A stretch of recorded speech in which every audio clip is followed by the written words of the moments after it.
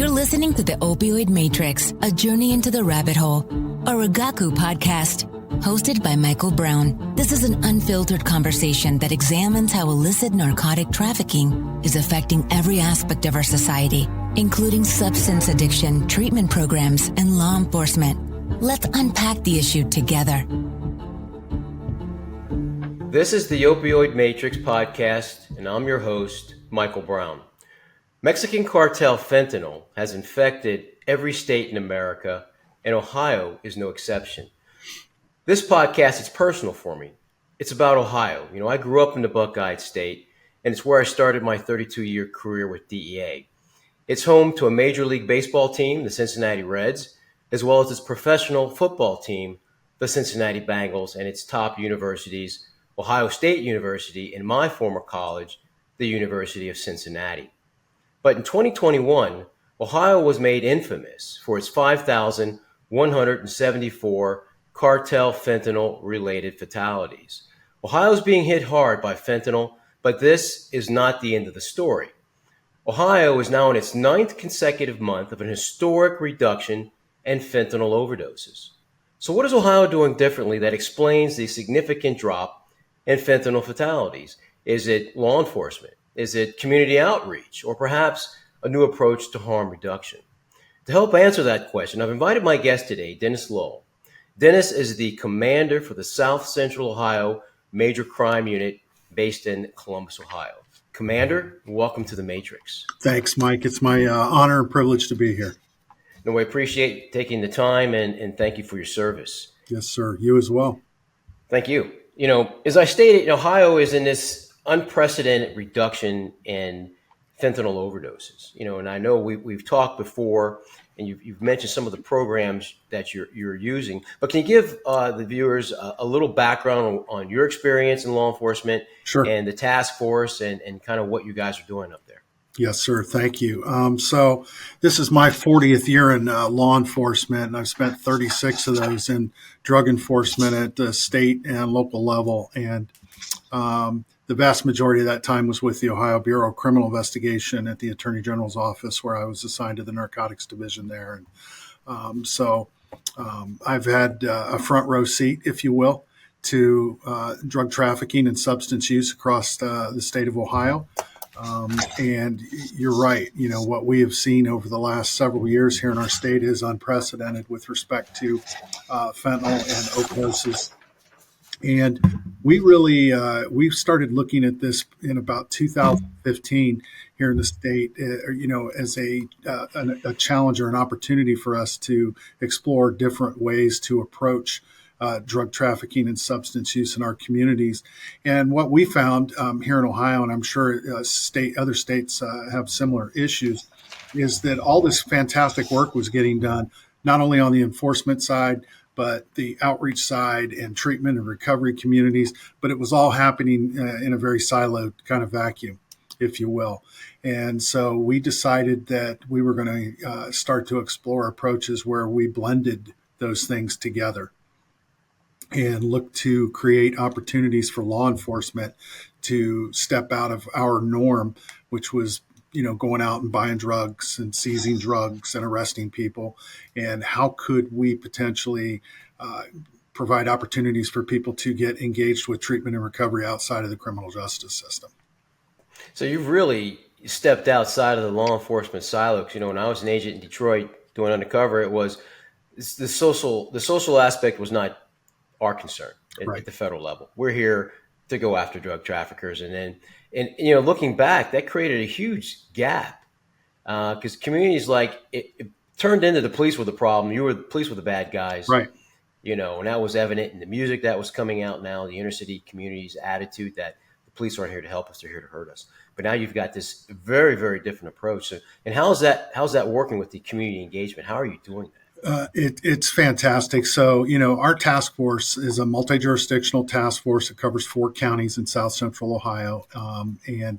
What we did was create something that we called Project Fort, which originally started as a quick response team to drug overdoses, but very quickly morphed into something else. So in our program, so here at the Drug Task Force, we we have what we think is a comprehensive approach to attacking drug trafficking and substance use. So I have a cadre of investigators that work on the supply side of drugs coming into the community through, methods that you're very familiar with over the course of your career. We also have a street level interdiction kind of team that's quasi uniform that goes out and addresses quality of life issues in the community. And then we have Project Fort, which is our outreach program.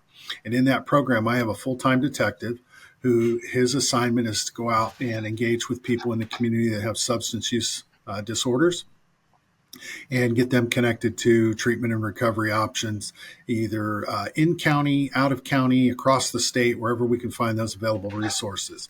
And to enhance that effort, 2 years ago, we hired a full-time peer support to work here in the Drug Task Force. So I have a civilian peer supporter who is someone, for those not familiar with peer support, who is in long-term recovery, and is able to really bridge that gap between law enforcement and the community and speaks the language and brings credibility to those engagements and is able to really help facilitate, people transitioning from, the activities that brought them to where they are to choosing hope and resiliency and a different path forward.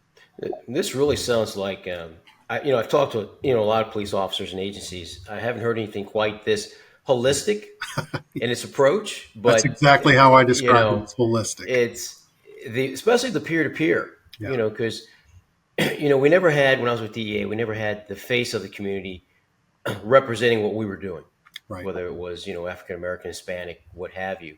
It was the blue uniform. Yep. But, I've talked to a lot of fentanyl reduction groups, Parents Against Fentanyl and whatnot, and they're all working with peer-to-peer, right? They're bringing people who survived fentanyl or significant drug addiction, and they're the face of the program. So now you can talk to youth, ages 10 to 15 or 34. You can talk to those individuals who are selling narcotics at the street level. You can get them to listen to you, because no one's going to listen to me or you. I don't know about you, but no one's going to listen to me at 60 years old if I sit down and say, hey, don't do drugs. Right. Didn't work 20 years ago, and it's probably not going to work now. Correct. But this is so what's part of the training for your officers? Are all your officers being trained in this community approach or to some extent? Yes. So I think what makes our program interesting from a law enforcement perspective is that it is fully embedded into the work that the Drug Task Force enforcement officers are doing. So, for example, if we're out doing an interdiction operation in the community, my Fort team, my outreach team is right there with those guys.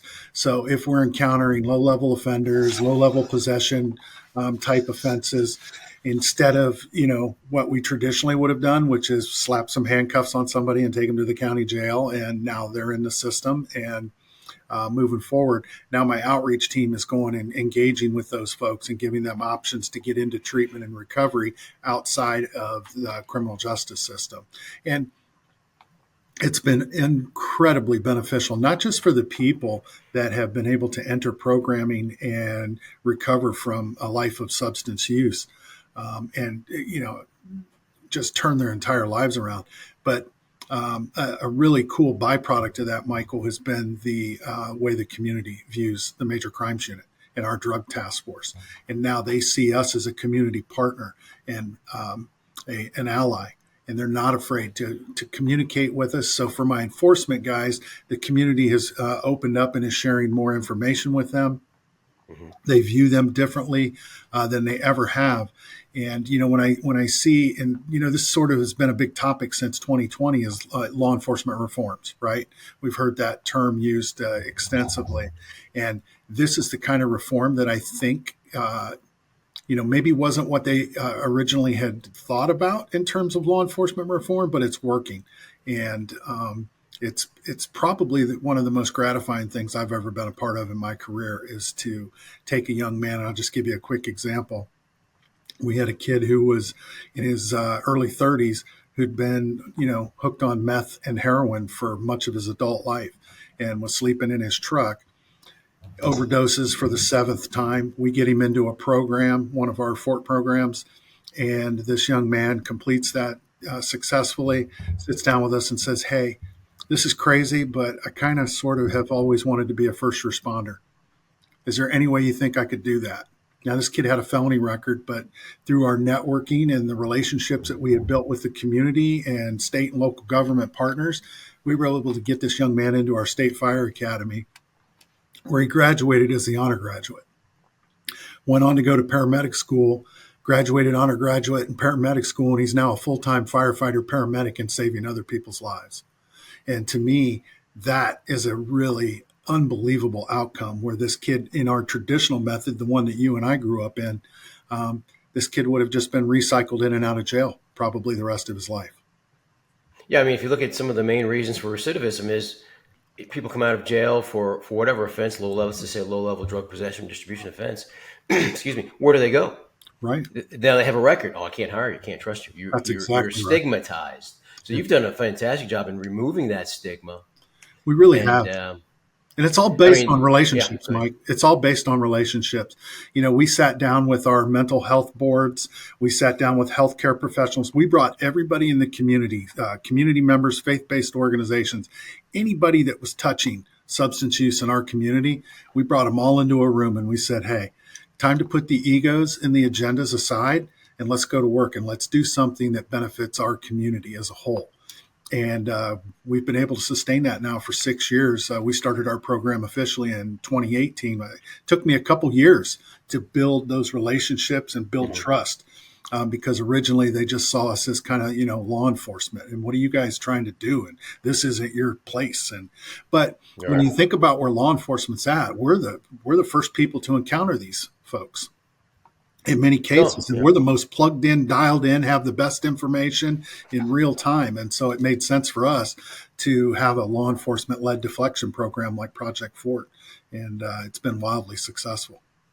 Now, you mentioned, I've heard the term deflection. Can you kind of explain that a little bit more?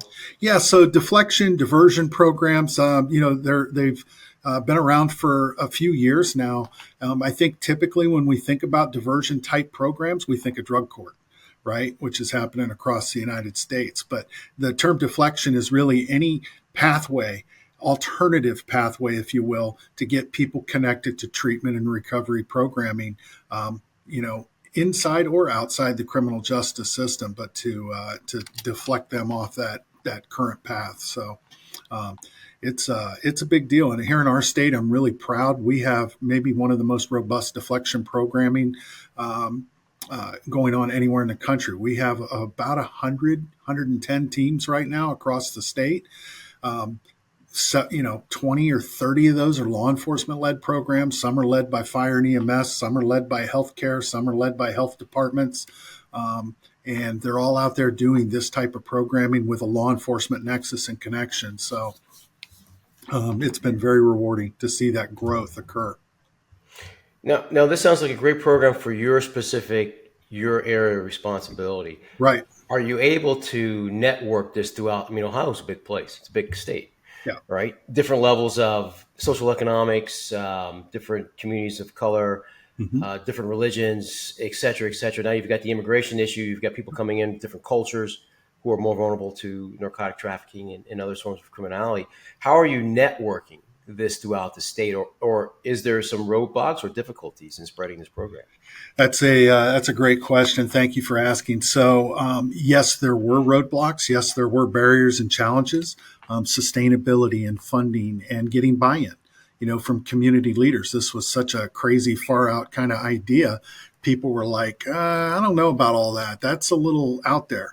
But we were able to overcome those things through showing results. Not just my fireman story. I mean, seeing people that have been in the system or been on this trajectory with their life for years and years, be able to buy their first home or get their first car or have a valid driver's license. That's a big step forward to reintegration. But throughout the state, our state is a home rule state. So if you've seen one drug task force, you've seen one. And although we all look and operate a little bit differently, we all have the same mission, which is to, stop drug trafficking and prevent substance use. And so, people across the state of Ohio saw this as a pathway. And I think everybody was just kind of tired of doing the same old things. So they were really open and receptive to these different alternatives and these types of programs. And we've seen law enforcement embrace this across the state through my sister drug task forces. We've seen law enforcement agencies bring on peer supporters. Just, in a municipal police department, for example, the city of Dayton has peer supports that work inside the city of Dayton to do this. We've seen some of our drug task forces, to your point, Michael, have specific programming aimed to help the African American community. Because we've seen some incredible challenges in Cincinnati, for example, with populations of people who weren't necessarily using fentanyl, but cocaine. And now the cocaine supply is full of fentanyl, and we had all these people overdosing and dying. And so we had to do something. And traditional methodology wasn't necessarily getting us where we wanted to be. Now, in terms of, excuse me, many other states have decriminalized personal use amounts of narcotics, anything under 3 grams, cocaine, heroin, methamphetamine. Even Colorado had that program, Measure 110, when they decriminalized fentanyl possession, which is kind of out there for me. But working with your, that's what's killing people, right? And they're gonna decriminalize it. But in terms of working with your prosecutors, because now, back in the day, if a drug dealer or a street dealer was selling a couple of street grams, 2 or 3 grams, okay, cocaine, methamphetamine, whatever, it wasn't that big deal. It wasn't killing anybody. But now, if you're a street dealer and you've got 3 or 4 grams, if you cut that the right way, you can make about 14,000 1 milligram dose pills. So how are you looking at who do we prosecute, right? Because you don't need to be moving kilos of fentanyl, but now you're moving multi-grams, 4 to 10 grams of fentanyl. That's distribution weight. Yes. So in our jurisdictions, we're prosecuting drug trafficking. If you're selling drugs, then you're going to jail. And our partners, what's really interesting is our partners in the community understand that, and they encourage it. They want to see that. They understand how devastating fentanyl has been for our community, and they want that sanction. But to the point of possession cases and users, right? We really, as law enforcement, there's so many different programs out there now that have really taken away our ability to, have any real sanction for possession. Those folks are going to county jail. They're there for a few hours or a couple of days, and then they're back on the street. They're on probation or community control, and they're right back into that environment doing what they were doing. And it's this rinse and repeat cycle that just continues. So these programs like ours and these types of programs, they have reduced recidivism. They have reduced the population in our county jail. They're giving people these alternative pathways to treatment and recovery. And we're seeing incredible results in the terms of the reduction in the number of overdoses and overdose deaths. Because part of our program also involves, as you mentioned earlier, harm reduction strategies, distributing naloxone, for example. We do naloxone, we do fentanyl test strips here, and we're out engaged. Anytime there's a community event, county fair, or just this past weekend, we had a Pride Festival in the community. We were there talking to people about substance use and doing harm reduction at that event.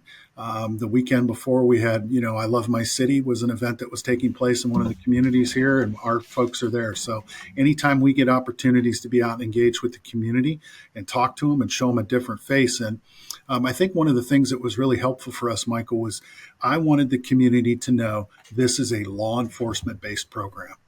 So although my Project Fort people don't wear uniforms, all the branding on all the things, the stress balls that we hand out or the Frisbees for the kids or the resource material, it's all branded with Project Fort and Major Crimes Unit logoed stuff. So the community didn't see us as an enemy. They knew we were trying to help. This is all incredibly an incredible story of the Deflection program, harm reduction program. But every program needs balance. So let's talk about the law enforcement side. Yes, sir. Right? So cartel fentanyl, you've Sinaloa, CJ&G, moving ton quantities of fentanyl all across the country. Ohio is no exception. I think it's a major transit zone for going into Detroit, drugs coming in from Florida. You have your local-based gangs, your domestic groups working in conjunction with the cartels.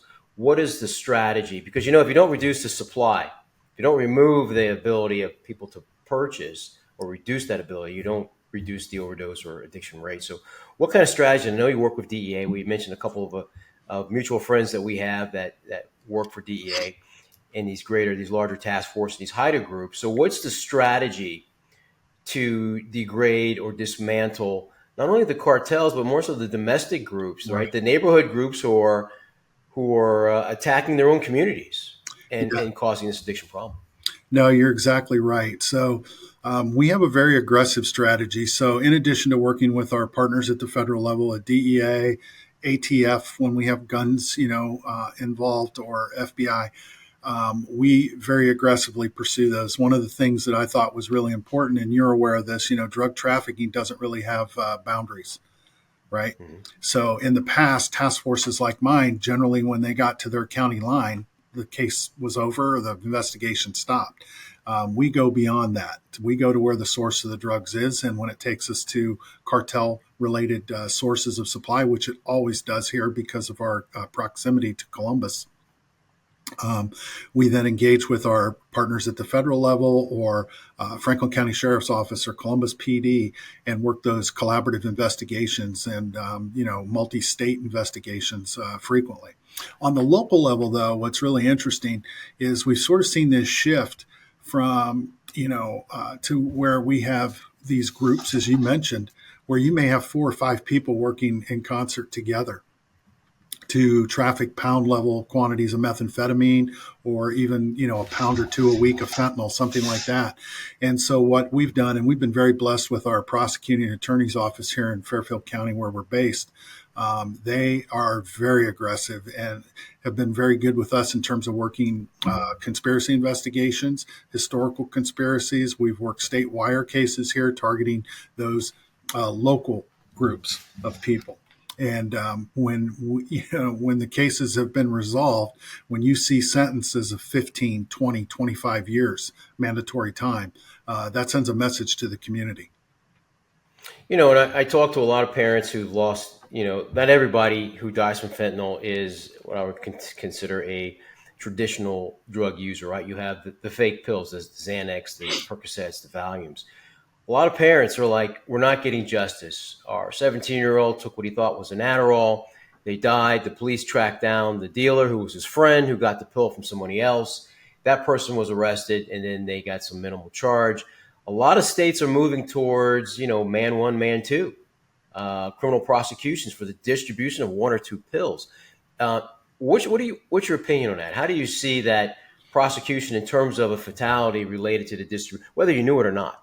Right. Yeah, we obviously we favor as a task force if we can show that prove the elements of a manslaughter charge or a murder charge in those cases. That's the angle we want to pursue it. Our prosecutor's office is open to that. Now, as you're aware, it can get difficult and a little wonky when you have multiple substances in a person's system and trying to nail down a coroner or a medical professional to say this is the cause of death in that particular case. But in those instances where our coroners have been able to definitively say this is the thing, we are all out. And I have a full-time overdose death investigator. That's all he does is work overdose death investigations here in the community. So our local agencies who get those first calls to those overdose deaths, they'll go out and work with my investigator, and then he takes on all the follow-up investigation and uses all the tools that we have at our disposal and works with the prosecutor to bring that case to a successful conclusion. And in some cases, we're just not able to get there. We're not able to get to the manslaughter charge, but we have some pretty good criminal laws here in Ohio regarding corrupting another with drugs. Or if we can't put that type of case together on that person, then we will look at them and go out and try to put a good drug trafficking case on those folks and try to get them into mandatory time so that we can bring some level of justice to the victim and to the victim's families. I think that's what all communities, white, black, Hispanic, that's what they're looking for. They're looking for a balance of criminal justice and care for the community, right? Indeed. They're looking for accountability. And if it's not there, it's not there. Like you said, if we can prove that fentanyl is the predominant drug that resulted in the fatal overdose, then we're going to move forward with charges. But if not, we're not going to just go out and lock people up and say, hey, this is what's going on. Yeah. But it sounds like you've been able to walk that tightrope, right? We've been able to tread that fence. The big part of that, Michael, is communication, right? For me, one of my philosophies throughout my entire career is that relationships equal mission success. And that isn't just relationships that benefit me personally, up and down my chain of command or throughout my organization, but it's outside of my organization and it's within my community. And so building relationships with everyone in our community, even those people that are out there that are, suffering or, have substance use issues, those are people that I want to engage with. And I'll give you an example. A few weeks ago, we celebrated, but we had National Overdose Awareness Day. And in our community, our treatment providers came to me as the commander of our drug task force and said, we want you to host the event and be the MC. Oh, and so we had about 500 people downtown in our city here, all just, working together, talking about solutions, telling stories, and to have people that, or maybe on the other side of the criminal justice fence, if you will, people that traditionally I may not have embraced or thought of in any way other than they're a target of an investigation, to have them come up and say, hey, Commander, thank you. Thank you. You really have changed our life and you've changed the way we view you. And they want to come up and take pictures with me and our Fort team. And they want to put their arm, and they're wearing Fort T-shirts and Major Crimes Unit T-shirts and carrying a backpack. I mean, it's just fantastic.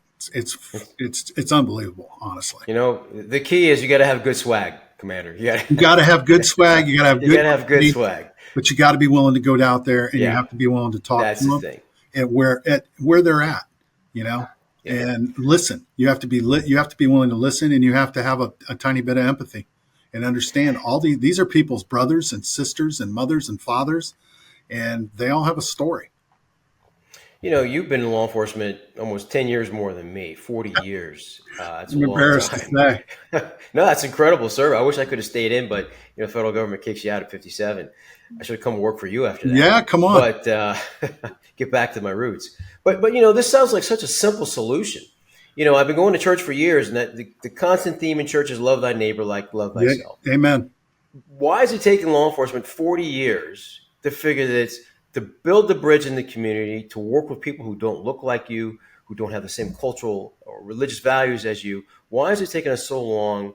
And over 100,000 deaths, 300,000 fentanyl overdoses in 3 years to hear what you're saying? That's a pretty complicated question. I'm not sure I'm qualified to answer it, but, I think, the mentality of law enforcement, and you and I, came on a long time ago, right? And you had a mission, and your mission was to go out and make the streets safe and arrest people. That was your job, was to go out and identify criminal activity and investigate it. And then you moved on to the next thing. And you just didn't see this other side of it. We didn't, the relationships that we had with the community were much different 30 years ago, and as society has evolved, law enforcement has to evolve. And I think we've been slow to change because cops, as you're well aware, hate change. They hate it. I'm not sure I'm the biggest fan of it all the time, but the difference is when you change and people give you the why, then you're able to look at it maybe a little bit differently and see it from another perspective. So, for my task force, for example, I can tell you my enforcement guys, when I proposed this idea, they were like, what in the hell are you thinking? This is insane. What are you doing? But I sat down and I said, here's the why. Here's why this is important to you. Here's why this is important to the task force. And here's why it's important to the community. And whether you like it or not, you signed up to save people's lives. That's part of the gig, right? And so you don't get to pick and choose which lives are important and which ones aren't. They're all important because these are all people. And so I put my guys in a situation where I force them to interact with folks that are different than them, that come from different social and economical backgrounds, that have different religious and cultural values that you mentioned. And they all came away from that experience like, holy crap. Oh my goodness. And now they see them as people. They understand they're not just dirtballs or the criminals. They're people. Right. They're Correct. people, and they didn't have the same circumstances. And, you know, when you really touch cops at that emotional level, and, for me, I grew up in a really dysfunctional house with alcoholic parents, and, just a slight little turn one way or the other, I probably could be one of these folks that we're interacting with very easily. And I think a lot of folks in our profession, law enforcement, have similar stories and similar backgrounds. And so being able to look at things through a different perspective and understand the why is really made the difference for us. You meant, I mean, you're talking about empathy here. Yeah. Again, everything goes back to, love thy neighbor. And as police officers, we don't really do that well. But, when I came on the job, DEA, we wanted former military, former police, hard charger. Yeah. We needed guys to go out and kick doors. We weren't looking for people who knew how to hug.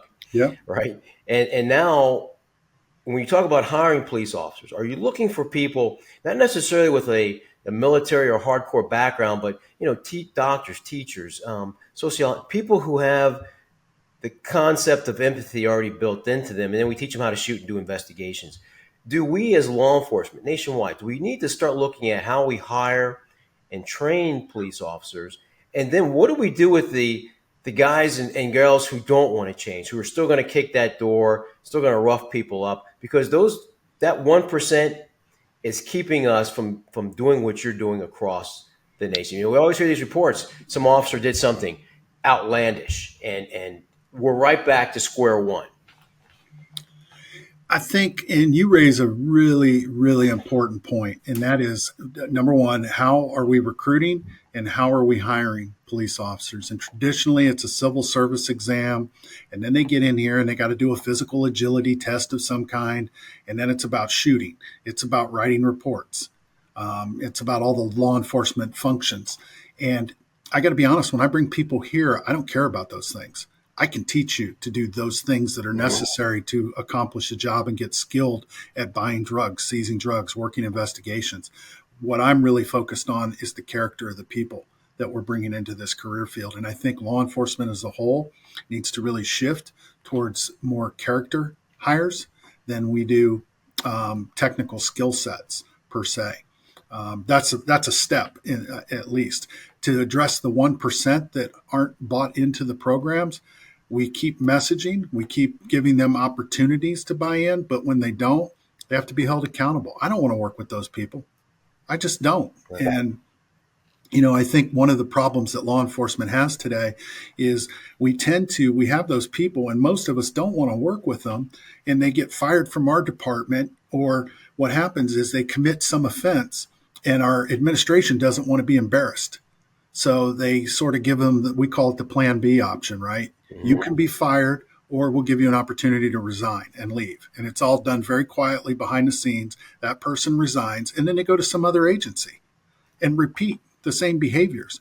And I think we really need to step up and have the courage, Michael, to admit this is bad and this is happening in our agency and this is unacceptable, and here's how we're going to resolve it and deal with it, and remove those people from the profession, remove their ability to continue to work in law enforcement and other agencies. I think you've just hit it. You just explained it. You couldn't have explained it better. When we talk about gaining the trust of the community, especially communities of color and other communities that don't look like we do in terms of economic, social status. Because it only takes one. If you had one officer today go out and do something wrong, everything you're doing would be erased, just like that. So, I think, the blue wall, we always protect each other. We always look the other way. I've seen it in DEA. I know you've seen it. We could talk all day about those cases. But I think you're right. Law enforcement has to stand up. We have to have the courage to look at our profiles. Who's got the complaint? Let's do our own internal investigation. And let's talk to me. Bring them in. Hey, he or she, you got some problems. Clean it up. These are your options, or you're gone. And then you got to push that button. You've got to be able to go to community and say, we got rid of all the bad officers, right? Now we're bringing in people from the community, people from church communities, home reduction, not necessarily to carry a gun, but to put the uniform on and to liaison within the community, right? Because we have to rebuild the empathy within law enforcement to get the empathy from the community. So what you're really talking about is a revival of law enforcement, focusing on that holistic community approach, opposed to door kickers, right? guys kicking doors and dragging people. I mean, those guys are important. They're necessary, right? We need them. We got to have the knuckle dragger. Yeah, you got to have them. But I really think law enforcement needs to think about how they're approaching the community with humility. That's the first part. We got to be humble. Right. I got to be able to walk into an African-American household and go, you know what? I don't know your struggle. I have not lived your life. Tell me about that, and be open to learning and listening. You know, so many times in law enforcement, we don't listen very well. You know, we have 2 ears and 1 mouth for a reason. Right. And we should be willing to listen, approach these situations with humility and empathy. I've got a son who's 35 who's now in law enforcement. He was a firefighter, which I thought that was a great choice of career, but he's since come to the dark side. And he's in law enforcement. And I remember talking to him when he first came on the job. And he said, how do you think I should approach this? And I said, I want you to approach it the way you were brought up and raised, which is with humility, kindness, and empathy. And I said, you know, he goes, well, what about those times when, you know, things are going south? And I said, you'll know when it's time to not be nice. That'll be very apparent to you. But until that time, you do everything you can to display humility and kindness and empathy to the people you're working with. And he even got challenged by his coworkers who were like, what are you doing? Why are you so patient with these people? Right. But, you know, he had a much different experience. And so that's what I think. But that has to come from leadership, right? You need leaders to buy into those concepts. You need leaders to train that. We need to train our first level supervisors. We don't do a good job of that. Yeah, that's a major problem, I think, for what I saw in my career. We put people in charge of in management positions who are great age, but not necessarily good people persons. Amen. And that corrupts the entire corps. It's toxic. It's toxic, yes. Right? You know, for me, I took and looked at all the bad bosses I had over the course of my career. And I thought, okay, if I just do or don't do the things that they did, I'll probably be okay. But I approach this that I work for them. These guys in my office, I work for them. My job is to take care of them and to make sure that they have the tools that they need to be successful and to stay out of their way. You know, I give our guys, we have what we call our 4 cornerstones here, where everything we do is legal, ethical, professional, and moral. And my guys know if they stay within those boundaries, we're on good footing. It's a good foundation. And then I stay out of their way. What do you need? And other than that, go get it done. And it's been really, really rewarding for me as being in a leadership role to see those guys embrace those concepts and to now share them with other law enforcement officers, right? New guys coming on. Right. And so they're prepared when they do get promoted into these leadership roles to bring these concepts. And, you know, it's really about cultural change, right? Law enforcement is a culture just like any other business or community. There are cultural norms, cultural belief systems that exist, and you have to be willing to change them and be that agent of change. You know, now here's the test for you in hundreds of police departments across the country, right? We have this open border situation, which is another conversation. But you're in Ohio, Springfield's in Ohio. You've got 15,000 Haitians in that community. Yep. Would you recommend to the law enforcement community in that area, hey, you got to get into that community now. You got to establish communications. You got to show them that you're there to support them, regardless of the political situation. They're here. Let's manage it before 100%. It becomes a criminal situation. Absolutely. You've nailed it. You know, I think if I were there and I was in that role, I'd be looking to meet with leadership from that community. And listen, go in and say, what are your struggles? What are the issues for you in our community? And how can we make things better for you? What can we do to educate our officers and our community members, even maybe more so than law enforcement? How can we educate the community on who you are and your cultural values, and how can we find some common ground? And that'd be a step. That'd be a first start anyway. And I think, maybe even establishing some type of liaison within the Haitian community and law enforcement or the city management. So, well, how about finding some community leaders and bringing them on board with a uniform, not a gun, but as a liaison? What's the term you use for people you bring on to work for you, but they're not necessarily law enforcement? So, you hear a lot of different terminology for that. We have several civilian kind of boards across the state of Ohio that are affiliated with law enforcement agencies. But I know what you were talking about. And yeah, I think any approach, I think the problem that a lot of leaders face is they're afraid to make a mistake, right? We're intimidated by a fear of failure in law enforcement. We don't want to get it wrong because we don't want to end up on CNN. We don't want to end up on YouTube. Nobody wants to get indicted. Nobody wants to be in a newspaper. We don't want to get paper hung on us by the department. So we don't do anything as opposed to act. And you have to embrace the idea that I'm probably going to make some mistakes. With our outreach program, we've made lots of mistakes, but we take ownership of those and we go, okay, that didn't work. What can we do differently? How can we do it better? And we don't just rely on our own thoughts about that. I reach out to our community and our partners and say, what didn't we do well there? How did that impact you folks? And I listen, and then we make adjustments so that we're meeting everybody's needs, not just our own. Kind of got to get out of that myopic kind of viewpoint. Now, you bring some good points about being caught. You've got the press on you. You've got people with iPhones. A lot of police departments, they're losing their immunity qualifications, right? Which is, as a federal agent, I'd be a little worried about that. Amen. So am I really going to stick my neck out and I'm going to do all these great things you're talking about if nobody's got my back? So how do we, again, bridge the civilian administration gap, who are not law enforcement and who seem to be really fast to push the button to throw somebody under the bus because they made a mistake? It just seems like it's such a convoluted situation. You're asking me to trust as law enforcement. I got to trust you who have my back. You're my commander. You got to trust your chief, and you got to trust the mayor. Amen. So how do you sell that to your guys and say, hey, this is what we got to do things? Yeah, for the guys here, it's demonstrated, right? They see how I operate and that I do those things. I'm consistent. They know that about me. And they know if it comes out of my mouth and I say it, I'm going to back it up. So the same thing has to happen up and down those chains of command and outside of those agencies with city administrations or county government. You need to demonstrate through those actions. You can't just talk about it or expect it. And I think sometimes in law enforcement, we're entitled, right? We think because we're law enforcement and we have a badge and the guns and that people just automatically buy in. Well, they're not buying in like they did when you and I started 30 plus years ago. So you have to demonstrate those belief systems, those philosophies. And once they see it, then they're kind of in a pickle, right? And the community embraces it. They have to buy in.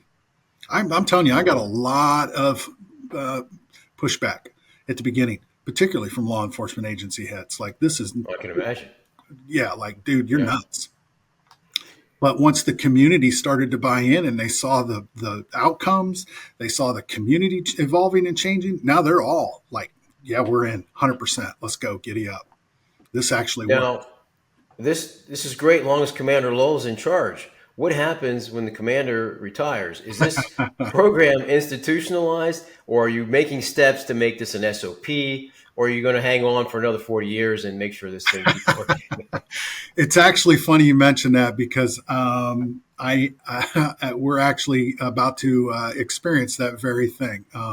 I just accepted a position with the state of Ohio. I'm going to go to work for our Department of Public Safety and work with drug task forces across the state and help propagate these types of programs across the state of Ohio. Excellent. What I told my sheriffs and chiefs yesterday in a meeting, as a matter of fact, we have created a culture here. We have made institutional value systems within this organization that really can't ever be undone. And that's the key. You have to make sure that the people that we're bringing into those leadership roles, and even if we were trying to hire somebody from the outside, Michael, I would think that my chiefs and sheriffs would need to talk about these programs and these concepts and say, are these things that you believe in or understand and are willing to do? And if you're not, you may have the greatest, the guy's a PhD and he's been a chief of whatever town for 100 years. But if he can't buy into these programs, which we value, they have to value it, right? And how do you build value? And that's the key. Yeah. Well, if I'm in your community, I'm not accepting anybody that doesn't have your stamp of approval on it. My first question is, did Commander Lowe hire you because, this guy created a credible program and we don't need somebody coming in changing what, you always get that great supervisor. You and I have had good supervisors. Amen. Yeah. And that person left and you're like, man, your whole life just got destroyed because the next guy or gal just was terrible. or there was this fear of, oh my God, what's coming next? What's coming next, Right. And so I think if you can get the right people in leadership and you build that culture throughout your organization, then nobody has to worry about what's coming next, because they're built that way. That's in their DNA. That's how I describe my guys on this task force. The things that we do and the belief systems are in their DNA now. And I have no doubt if they left this task force and went to another agency, they're doing these things at those agencies. Right. I'm really incredibly proud, and I know that our interim commander, he's 100% on board and gets it and understands it, and our community believes in these programs. And at my meeting yesterday, they talked very much about Project Fort, and that this is something that is not going away. It is going to continue, and they're going to figure out ways to expand it, and that was really rewarding to hear. Well, hopefully you're moving up, so this is hopefully something you can bring Project Fort to a higher level, and you can start disseminating it out throughout, make sure it gets out all over Ohio, perhaps. We really are. And we've through the Ohio Task Force Commanders Association, we've been, talking about these concepts for a while. And I'll tell you, for law enforcement agencies out there, especially ones that get grant dollars, for example, whether those are from the feds at DOJ or their state government, you're seeing grant dollars for enforcement activities dwindle. Burn Jag grant, right, is next to nothing now for enforcement. But what I saw was like just piles of money available in grants for outreach or treatment and recovery. And so I said, hey, if I'm going to survive, I've got to diversify, and we have to be able to demonstrate that we're doing those things. And it's been incredibly successful for us in terms of funding. So maybe that's the thing that draws somebody into wanting to start a program like this. But pretty quickly you realize the funding's great, but what's really important is the impact that we're having in the community. Exactly, because if you don't learn how to reinvent yourself, how to recreate yourself, given the evolution of crime, drug addiction, you're not going to have access to those funds. I mean, there's significant reduction in money going to police departments for, guns and those offensive purchases, as opposed to your outreach. New and innovative strategies is always the term you hear in the bylines for these opioid settlement grant monies or federal grant monies. But it sounds like you have a boilerplate that a lot of departments could use if they really wanted to evolve and get ahead of this cartel fentanyl migration issue. Influxes of 150 different international communities you wake up are now at your doorstep. How are you going to manage that? You are exactly right. And we've been really blessed, not only through our work with the task forces, but through the Ohio Deflection Association, which is an organization that brings law enforcement and treatment and social workers and healthcare and fire and EMS and all these folks together into one organization to talk about these strategies and these types of programs. And we've done some mentoring for other programs around the country. In other states. Last year at our summit in Cincinnati, we had 15 states represented that came here to Ohio to learn about what we're doing and how they might expand those programs into their own communities. And so I think you're going to see this deflection mindset really, really expand in the coming next few years, particularly with what we see happening with fentanyl. So it's an exciting time. Yeah. Now, we've talked a lot about helping the community, but I want to spend the last couple of minutes on how are you keeping your officers safe, right? Fentanyl, as you know, if it gets into an open cut or if you're sweating profusely, it can hurt your officers. And in terms of doing undercover, making drug buys, search warrants, have you instituted new protocols to manage and collect and secure fentanyl so it keeps your officers safe? Yeah, for sure. So, obviously naloxone is a standard issue with all of my officers, even those guys working undercover. And it's not difficult to explain why you got a naloxone kit in your pocket working undercover. So certainly access to naloxone, use of PPE, So we have some basic protocols for PPE, and we anytime we're handling unknown substances or substances we believe to be fentanyl, we have some very specific ways that we process that evidence here to ensure that those officers are safe. They're not allowed to process things like without another person there. Can't do it on their own. So, yeah, we've had to make changes, but they're not cumbersome. And it's all about explaining the why. Here's why this is important. I know putting on this PPE sucks. I get it. I was in a meth unit for 15 years. And well, you got the whole suit experience there. Yeah, man, I've been level 8 or whatever. So I get it. Putting on the suit and the gloves and all that is no fun. But, it's the difference between you maybe getting hurt and not getting hurt. And so that's first and foremost. And they have to understand that leadership believes in it. And we're not just doing it because it's some thing I'm required to do, some box I have to check. They have to know that you actually care about them and that you're doing this and want this done for them. So, and is all this reflected in your evaluation process? I mean, an officer sits down and he gets his quarterly or his yearly report. Are you looking at these issues I hate to say it, DEA for a very long time, your evaluation was based on how many guys you arrested, right, how many Title IIIs you did, how much drugs you seized, right? Yeah. That's great. But what you're talking about, we need a whole new evaluation, which is more important, or at least equally as important. No, you're 100% correct. And I'm really blessed that our evaluations are really based on not so much stats, because I'm not a stat guy. I have to have stats. I get it. It's part of the thing. But that's not how I view somebody's success or somebody's importance to our team and value. It's really based on, are they a good teammate? Are they humble in their approach? Do they bring empathy to the work that they're doing, and measuring them that way? And those are the things that are important. But again, we've been talking about leadership a lot, Michael, and yeah, it's all about leadership, man. It really is, man. I listened to the Jocko podcast, and he's a big leadership guy, and he says leadership's the most important thing in every organization, and he's right. And And one of the best things I remember, I had an opportunity to go to Ranger School training. I was never actually formally part of the military, but I went through some specialized training at Fort Benning for some DA programs in South America. And what I like best about the Ranger program is that at the end of the program, 2 days before you graduate, the commander comes in and says, all right, you guys get together. Here are the forms. Anybody you think that should not belong here, you get rid of them. And I was like, well, this guy's got to go, this guy's got to go, and this guy's got to go, because they were terrible. And then we wound up, and initially I was like, oh, we're going to turn on these guys. 20, 30 years later, I realized why special operations groups work so well is because they got rid of the people that don't fit. They do, and they hold each other accountable, right? Exactly, right. And so my team here, my enforcement guys, they hold each other accountable to these standards. They're paying attention all the time, and they're not one bit afraid to call a coworker out if they see something ridiculous happening, or they start to, and it goes beyond just the functionality of the law enforcement work they do. They're paying attention to each other in terms of, hey, are you okay? Is something going on? Is something happening in your personal life or your family?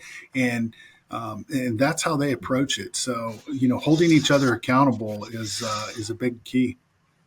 No, I agree. You know what? And if you can trust the guy or girl you're working next to, that's just going to make your unit so much better. Yeah. But Commander, I mean, this has been a phenomenal conversation. I had all my notes here to talk about criminality and crime, but we got caught on leadership, and I was like, you know what? I think we're onto something here. Let's focus on this, because this could be the top-down strategy we need to reformat to recreate law enforcement. There's that saying, we have to reimagine. I've heard that term 1,000 times. Heard it a lot. Right? So what does it really mean? Right? I think what you're saying is the reimagination of community service and law enforcement and what needs to be done in the future. I think so. Again, if this, we'll find out whether we're right or we're wrong, and if we aren't right, we'll adjust. Well, I mean, your numbers from 2021 from 5,000. I think the current stats for 24. 1,100. A lot of people, but a lot less than 5,000. So there's your metric. It's way less. So here in my jurisdiction, this past year, we've had a 41% reduction in overdoses and a 21% reduction in overdose deaths. So That's significant. It's super significant to a community our size. And I can't say that every one of those deaths is because we're out there doing what we're doing, but we're part of that. We're making those things happen. You're part of the equation, and that's the important thing. Amen. But this podcast is going to go out. Hopefully, you guys will advertise it within your community. But I want to give you the last couple of minutes to if like you're talking to your community, this is what you want to know. Hey, this is who I am. This is how you can contact me. This is how we can help you. Sure. My name, again, is Dennis Lowe, and I put my phone number out there. I'm not afraid to take phone calls. So that's 740-808-0100. And my email, it's going to be changing, so there's probably no point in giving my email right now. But call me on that cell phone because I'm taking that with me.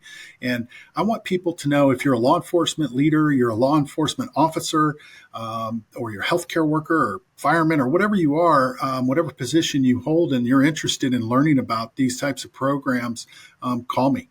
Call me and I'll get you connected to our folks here, and we'll help you, at least have a conversation about what it looks like to start, because starting's the hardest part, right?